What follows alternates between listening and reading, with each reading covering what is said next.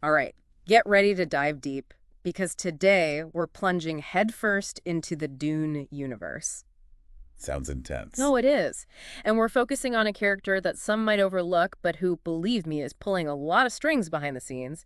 Gaius Helen Mohiam. The Reverend Mother of the Bene Gesserit, no less. Exactly. Is she a villain, a mastermind, or something even more complex?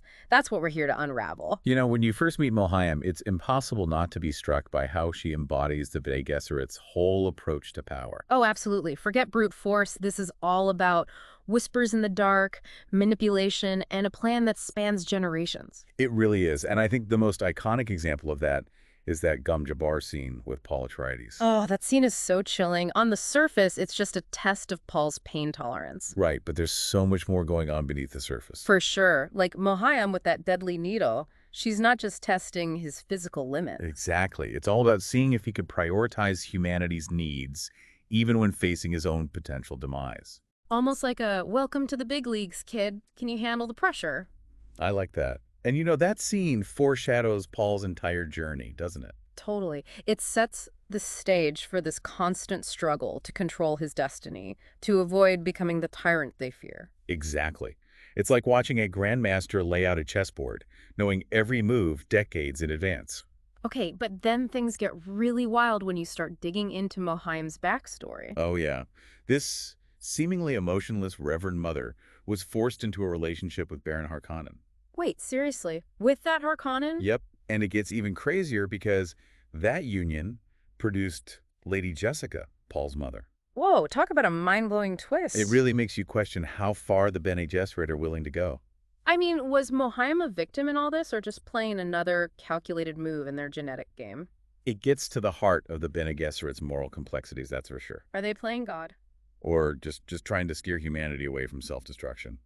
Hard to say. And then there's the Kwisatz Haderach program, their whole attempt to breed a superhuman Ah, yes, the program that Jessica completely upends. by having Paul instead of a daughter, yeah. Exactly.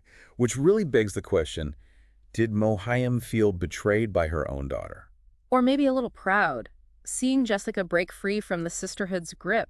It's a fascinating tension within Mohiam, isn't it?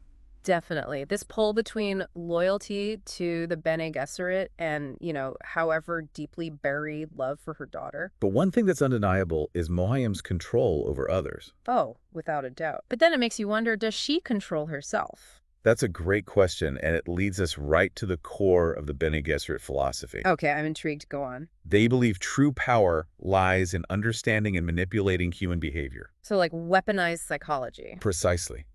And Mohiam, with her mastery of the voice, she's like the ultimate mind control expert. It's a bit unsettling when you think about how easily we're all influenced. Absolutely. And the voice is such a powerful symbol of their whole approach. It's about shaping perceptions, planting ideas, guiding people toward decisions that align with their goals. Like puppet masters, pulling strings from behind the scenes. But even Mohiam, the master manipulator herself, seems unnerved by Paul's potential. Right. Remember, she even calls him an abomination at one point.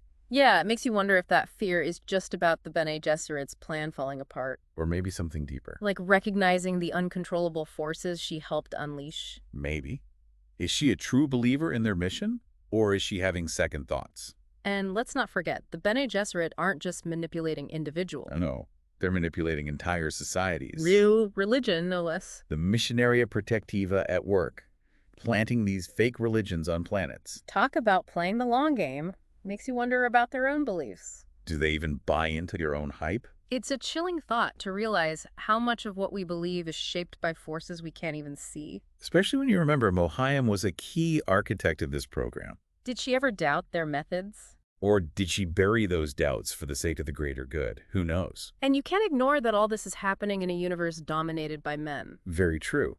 The Bene Gesserit, and Mohiam especially, are navigating a patriarchal system, trying to limit their power. It's almost like a silent rebellion. It is. This seemingly frail woman wielding more influence than many of the most powerful men. Think about how she uses the voice on men like the Baron, even Paul. Yeah, she's reclaiming power within a system designed to silence her. It's a fascinating contrast, this quiet strength undermining the traditional power structures. Definitely. But you also have to acknowledge those moments where Mohiam's facade cracks. Those glimpses of humanity that peek through. Especially in her interactions with Jessica and Paul.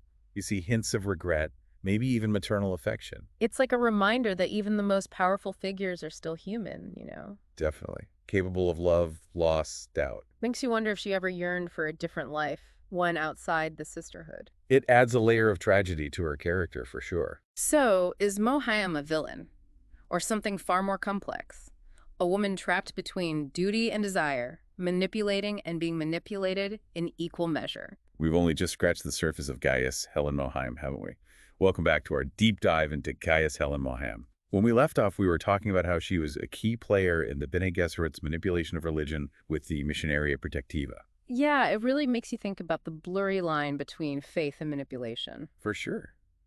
If they're willing to create whole belief systems, what does that say about the Bene Gesserit's own beliefs?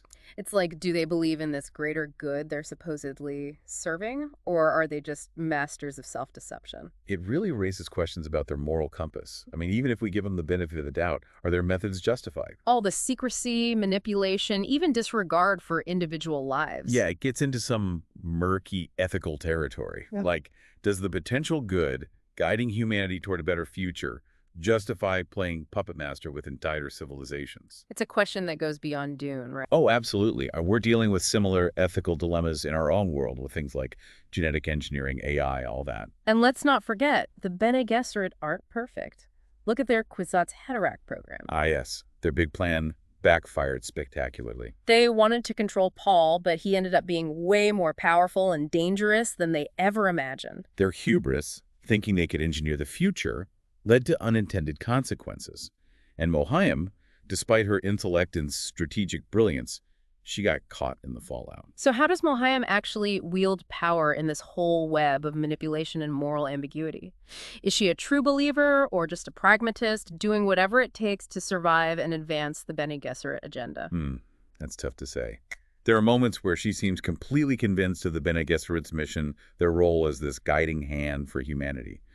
But then there are other times where you get this sense of cynicism, Like a weariness from a lifetime of secrets and compromises. Exactly. But even with that burden, she's incredibly skilled at navigating the Dune universe. And remember, she's doing all this in a world dominated by men. Right. The great houses, the Landsrod, even the Emperor's Court. It's a man's world. But Mohiam finds ways to exert influence, to shape events, to outmaneuver everyone who underestimates her. She's playing 3D chess while everyone else is stuck on checkers. It's like she uses every tool she has. Her intellect, her mastery of the voice, her deep understanding of psychology. All while navigating this patriarchal system that's trying to hold her back. Her very existence is a challenge to the status quo. She's not a wife, a concubine. She's not playing by their rules. She's a force to be reckoned with, refusing to be limited by the system. It speaks to her strength, her resilience. But it also makes you wonder, is there a sense of loneliness there? To reach the top of the Bene Gesserit, she's had to sacrifice a lot. Personal relationships, emotional attachments, maybe even a piece of herself. Which brings us to her relationship with Lady Jessica, her daughter. We know she felt betrayed by Jessica, defying the breeding program. But do you think there was any pride there? Maybe even a little envy? Seeing her daughter break free. It's a fascinating dynamic, isn't it? On one hand, you have Mohiam, the embodiment of the Bene Gesserit's rigid plan. On the other hand, Jessica, this rebellious spirit who's willing to risk it all. And you can feel that conflict in all their interactions. The love, the resentment, this unspoken longing for a connection beyond Reverend Mother and wayward daughter. It's a good reminder that even the most powerful figures aren't immune to family drama. The bonds of love, the sting of betrayal, it's all there. And it makes you wonder, did Mohiam ever regret her choices? All the sacrifices she made to gain power within the Bene Gesserit? Well, that feeling of regret, of roads not taken, it becomes even more noticeable in the later books. You see Mohiam dealing with the fallout of her actions. Almost like she's haunted by the ghosts of her past, right? Yeah, the price of power, the lives she manipulated, the relationships she lost. Makes you wonder, was it all worth it? All right, welcome back to our deep dive on Gaius Helen Mohiam. So we've seen her rise to power, her manipulations, her family drama. But now in this final part, I think we have to ask, is she ultimately a tragic figure? I think that's a great question, especially when you look at what happens in Dune Messiah in the later books. It's like her story takes this really dark turn, right? It does. And it adds this whole other level of complexity, even pathos, to Mohiam. Last time we left off with her realizing that the Bene Gesserit's breeding program, well, it didn't exactly go to plan. It's an understatement. Paul's become this emperor god, Muad'Dib, and the galaxy's embroiled in this bloody jihad. Not exactly the peaceful future she had in mind. Not even close. And you could really feel Mohiam's anxiety growing. Like she sees the dangers of Paul's prescience. Oh, absolutely. How it's sort of boxing in the future, turning people into pawns in some grand cosmic game. It's wild. Paul has all this power, but he seems almost trapped by it. Is that what Mohiam was afraid of all along? That the Kwisatz Haderach wouldn't be a savior, but a force of destruction. It's definitely a scary thought. And you know what's interesting? In Dune Messiah, Mohiam actually confronts Paul directly. Yeah. She goes from manipulating behind the scenes to putting herself on the line, warning him about the risks of his power. That scene is so intense, and it tells us so much about her. She's not just this cold, heartless puppet master. Definitely not. You see real concern, even for the very man she helped create and now fears. I think it shows her dedication to the Bene Gesserit's original goal, guiding humanity towards a better future. Right. Even if it means opposing the person she helped bring into the world. There's something really tragic about that, isn't there? This woman dedicates her life to a plan, only to see it all crumble. Makes you think about all the sacrifices she made. Were they worth it in the end? And then there's Aelia, Paul's sister, born with all these memories and powers, but then possessed by Baron Harkonnen's spirit. It's like this horrible family curse, isn't it? And Mohiam sees the danger right away. She knows Aelia could become even worse than the Baron. And she tries to warn Paul, but he's so focused on his Messiah complex, he doesn't listen. Oh, it's like a classic Greek tragedy. The hero, destined for greatness, but undone by his own flaws. And Mohiam is right there, watching everything she built fall apart, the Bene Gesserit's plan in ruins. It adds this whole other layer to her character, doesn't it? Oh, totally. It makes her more human, shows that even the most powerful figures can't escape fate. It makes you wonder if she ever found peace. Did she ever just accept that she couldn't control everything? Well, the books don't give a clear answer, but there are hints, especially in her interactions with Jessica and Ganima, Paul's kids. You think she learned to let go a little? Maybe. I think she started to understand that life is always changing, just like the sands of Arrakis. Even the best laid plans can be swept away. It's a fitting ending for a character who represents the strange nature of power, the ability to shape destinies, but also being shaped by forces you can't control. It really is. So, as we say goodbye to Gaius Helen Mohiam, this Reverend Mother who walked the path of power with brilliance, ruthlessness, and ultimately this tragic resignation, we're left with a big question. Was she a villain? A hero? Just caught in the wrong place at the wrong time? I think the answer is all of the above. She's this incredibly complex woman who played the game of power and got consumed by it. That sounds about right. It reminds us that even the best plans can go wrong, that anyone can be humbled by fate. And sometimes trying to control everything just leads to tragedy. It's a powerful message, for sure. Thanks for joining us on this deep dive into Gaius Helen Mohiam. Hope you found it insightful, thought-provoking, and maybe even a little disturbing. Until next time, keep exploring, keep questioning, and keep diving deep into the Dune universe.